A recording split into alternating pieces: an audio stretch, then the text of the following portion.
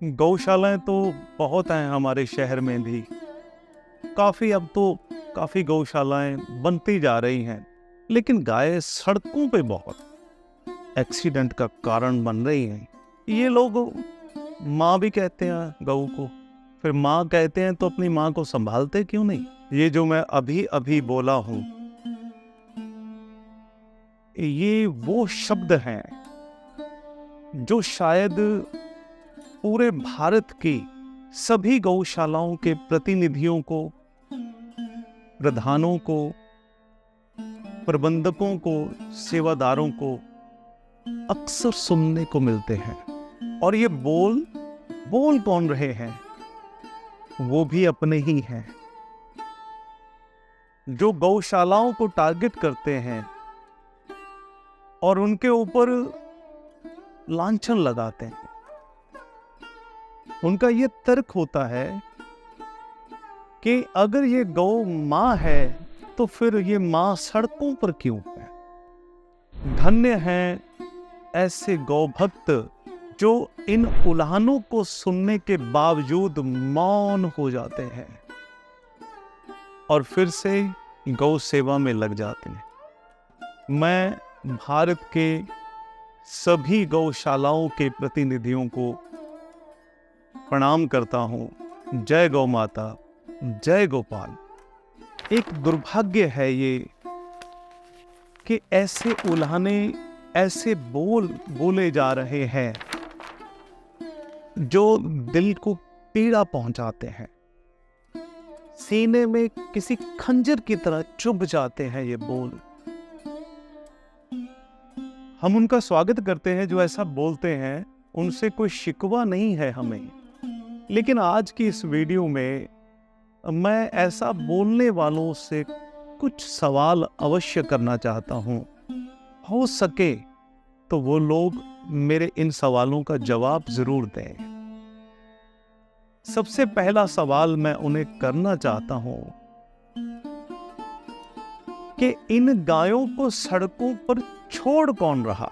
या तो मंगल ग्रह से कोई एलियंस है जो इन गायों को हमारी सड़कों पे आके छोड़ जाते हैं।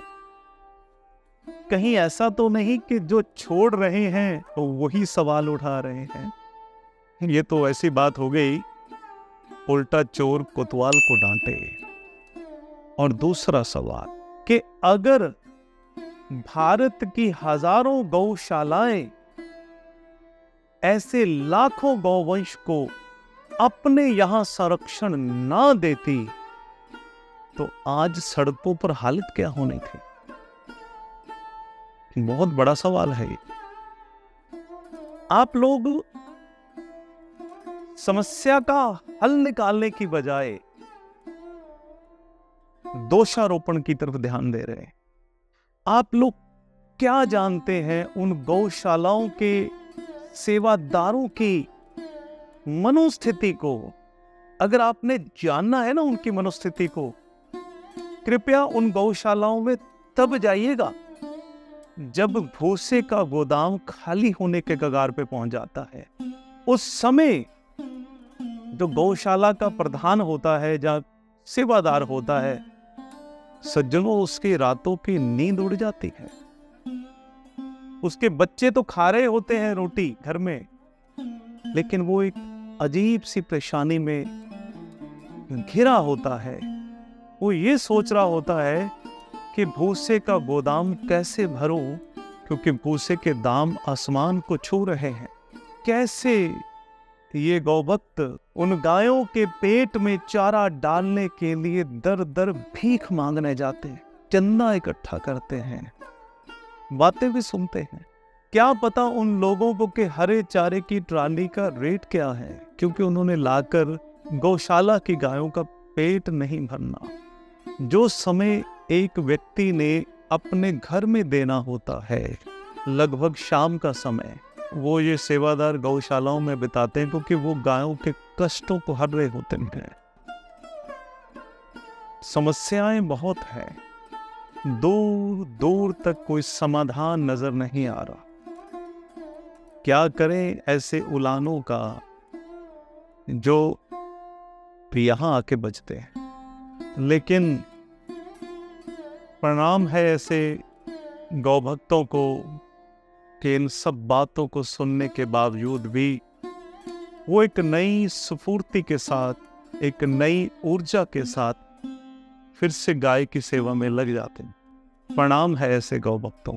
उन दानी सज्जनों को भी मेरा प्रणाम है जो यथा शक्ति के अनुसार दान देते हैं। गौ माँ कृपा करें उन सब लोगों के ऊपर। लेकिन आए इन सारे उलाहनों को दरकिनार करके कुछ ऐसा करे गौशालाओं के अंदर कि दुनिया देखकर दंग रह जाए। जी हाँ, ये निराशा का दौर, ये सवालों के खंजर, इनको साइड पे करके कुछ ऐसा करें जो दुनिया के लिए एक मिसाल बन जाए। जी हाँ, हम लोग गौशालाओं के अंदर चारे की व्यवस्था कर रहे हैं। हम गौशालाओं के अंदर सवा मणि के जरिए गायों तक भोजन पहुंचा रहे हैं। हम भूसे की व्यवस्था कर रहे हैं, हम दवाइयों की व्यवस्था कर रहे हैं, हम डॉक्टर्स की व्यवस्था कर रहे हैं। ये सब कुछ करना अनिवार्य है, करना है, करते आ रहे हैं और आगे भी करेंगे। लेकिन एक कार्य कहीं ना कहीं पीछे छूट रहा है। मेरा अभिप्राय नस्ल सुधार की तरफ है। जी सज्जनों, कुछ ऐसा लगेगा आपको कि ये क्या चीज है, हमने तो गाय सेवा करनी है, हम लोगों को नस्लों से क्या वास्ता। नहीं, बड़ी गहरी बात है सज्जनों। नस्ल सुधार ही वो हल है जो हमें मंजिलों की तरफ ले जाए।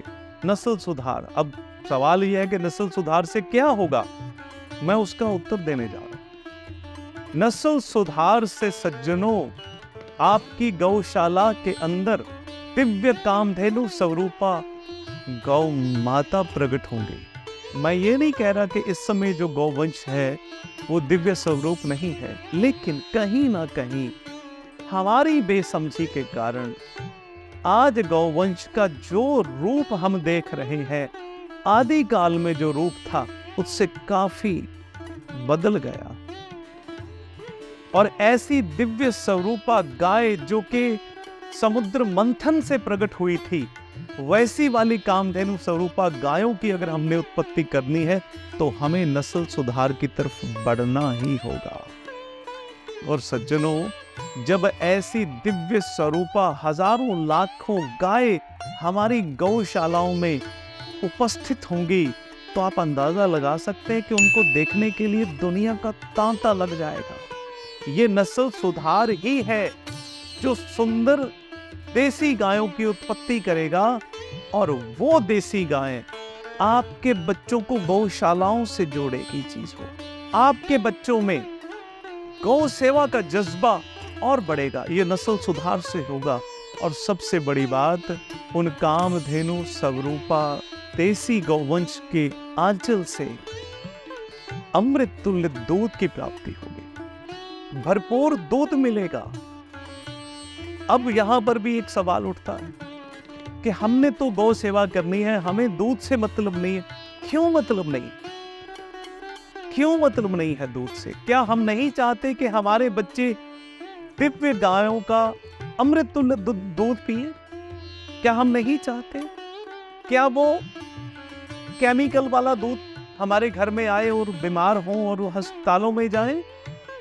क्या जो नकली दूध का समुद्र भारत में इस समय चल रहा है, क्या वो दूध पिलाना चाहते हैं हम अपनी संतति को? हम देसी गाय के दूध बढ़ाने की बात को लेकर इतना संकुचित क्यों हो जाते हैं कि हम अपने बच्चों को इस समय या तो अंग्रेजी गौवंश का दूध पिला रहे हैं या हम भैंस का दूध पिला रहे हैं। हाँ, ये दूध जो है उन्हें बलिष्ठ तो कर रहा है शारीरिक रूप से, लेकिन उनकी बुद्धि को कुशाग्र नहीं कर रहा, उनकी बुद्धि को तीक्ष्ण नहीं कर रहा। कोई तो कारण रहा होगा कि ऋषि मुनियों ने गौ को ही माता कहा है। अरे भगवान कृष्ण भी तो माखन खाते थे, वो देसी गाय का ही होता था। तो आज अगर गौशालाओं में दूध की भरपूर मात्रा होगी तो हमारे गांव के परिवारों में रहने वाले बच्चों को देसी गाय का अमृत तुल्य दूध मिलेगा। हमारे शहर में रहने वाले लोगों को देसी गाय का दूध मिलेगा। क्या गौशालाओं में दूध होना या बढ़ना कोई गलत बात है? अरे जहां गाय है वहां दूध होना स्वाभाविक है। क्यों ना नस्ल सुधार करके हम उसके दूध में वृद्धि करें ताकि वो सबके पास पहुंच चुके। ये हमारा दायित्व भी है। और ये दिव्य स्वरूपा कामधेनु गाय हमारी गौशालाओं के अंदर जब चलेंगी, दौड़ेंगी, प्रसन्नता से बैठेंगी, उनका हमें आशीर्वाद मिलेगा। और सबसे बड़ी बात, भगवान शिव का नंदी महाराज, ऐसे नंदियों की प्राप्ति भी नस्ल सुधार से ही होनी है। और ऐसे नंदी, ऐसे दिव्य नंदी हमारी गौशाला की शोभा बढ़ाएंगे। उनकी उपस्थिति अपने आप में बहुत बड़ी बात है।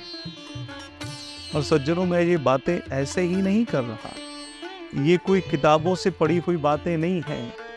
परम पूजनीय सर्व श्री आशुतोष महाराज जी, मेरे गुरुदेव की कृपा से नस्ल सुधार को हम पिछले 17 सालों से अपनी कामधेनु गौशाला में कर रहे हैं। यकीन करिएगा सज्जनों, वो दिन जब गुरु महाराज जी ने प्रेरित किया था और आज का दिन, ऐसी दिव्य स्वरूपा गाय हमारी कामधेनु गौशाला में आप आकर देखिए तो सही। उनको एक टक निहारते ही रह जाएंगे आप। उनकी दिव्य सुंदरता आपका मन मोह लेगी। उनकी मोटी मोटी आंखें, शायद हिरण की आंखें भी इतनी सुंदर नहीं होंगी जैसी इनकी आंखें हैं। उनको स्पर्श करने से एक दिव्य आनंद की प्राप्ति होती है। ऐसी कामधेनु स्वरूपा गाय है गुरुदेव की कृपा से कामधेनु गौशाला के अंदर। नस्ल सुधार कोई मुश्किल कार्य नहीं है, बस एक दृढ़ निश्चय होना आवश्यक है। और हम पहले ही लेट हो चुके हैं। आए एक नई स्फूर्ति के साथ, एक नई ऊर्जा के साथ हम नस्ल सुधार की तरफ बढ़े। नस्ल सुधार को एक आदर्श बनाकर, एक लहर बनाकर, एक क्रांति बनाकर गौशालाओं में कार्य करे। सज्जनों, बहुत कम समय के अंदर ऐसी दिव्य स्वरूपा कामधेनु गाय आप सबकी गौशालाओं में होंगी। मैं यहीं पर इस वीडियो की समाप्ति करता हूं और मैं आवाहन करता हूं आप सभी गौ भक्तों को कि आप ऐसी दिव्य कामधेनु गायों के दर्शन करने के लिए कामधेनु गौशाला नूर महल पंजाब में अवश्य पधारें। बहुत बहुत धन्यवाद। जय गौ माता, जय गोपाल।